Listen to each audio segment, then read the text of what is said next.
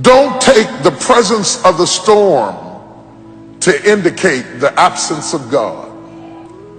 Sometimes when you enter into a storm, and there are all kinds of storms, health storms, physical storms, financial storms, emotional storms. There are all kinds of storms. I'm not talking about the storms that rain down water and the lightning and the thunder and all of that. I'm talking about storms that other people can't see. Undetectable storms. Storms that make people think you haven't been through anything. Because you get up out the bed every morning and you put your hair up and put your makeup on, and they don't know you put your smile on just like you did your makeup, and walked in smiling because you were going through a secret storm. See, when you're going through a visible storm, somebody will hand you an umbrella or a raft or some help or some assistance because they are aware of your suffering. But when you're going through a secret storm, there is no comfort there because nobody knows that you're dealing with a secret storm. They're jealous of the car you're driving, not knowing that it's 2 payments behind. They're envious of the position that you were promoted to, not knowing that now that you're promoted into that position, you can't even rest at night. You can't even sleep at night. You've got so much pressure and so much responsibility on you. And all of a sudden you're in a storm and nobody even knows it. And when we get in a storm, we have a tendency to wonder, where is God? Job said, I looked for him. He was there a minute ago, but now I can't find him. I looked on the right side and I couldn't find him. I looked on the left side and I perceived him not. Where is God in the storm? Because we buy into this notion that if God was with us, we would have no storm. That if God were really with us, we would be happy.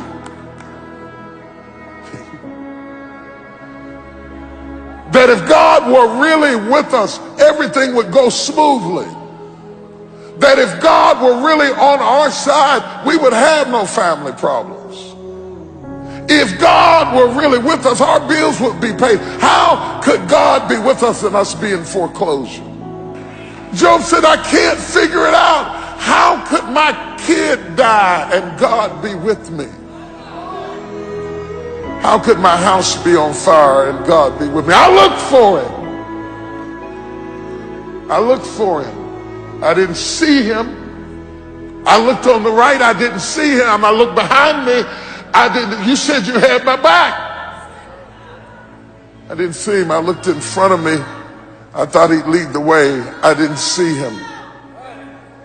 But you cannot see in a storm. That's why he told you to walk by faith and not by sight. You cannot see in a storm. Don't look for God to be sensual in your storm. He will not appeal to your senses. Your senses add to your comfort. God will not make you comfortable in your storm. But just because you are in the presence of a storm, the storm does not negate the presence of God, nor does it indicate the absence of God. The Bible said he is a very, very present help in the time of trouble. If you're looking for God, he's in the storm. He may not be saying anything, Peter. You may find him asleep on the boat in the bottom of the ship, but don't think that he jumped off the boat because you were in a storm. He is with you in the storm. He promised. Whenever God promises you something, he says, you may not have it in your sensual realm right now, but I promise you. He said, he promised me, when you pass through the water, I'll be with you. He wouldn't have said that if his presence was apparent, because you never promised the obvious. He said, but when you pass through the water, you got my word on it. I am in there with you. You may not see me. You may not feel me. You may not sense me. But I tell you what, all the while you're stroking in the water, understand you are not stroking by yourself. Don't be so aware of the storm that you lose awareness of the God in the storm.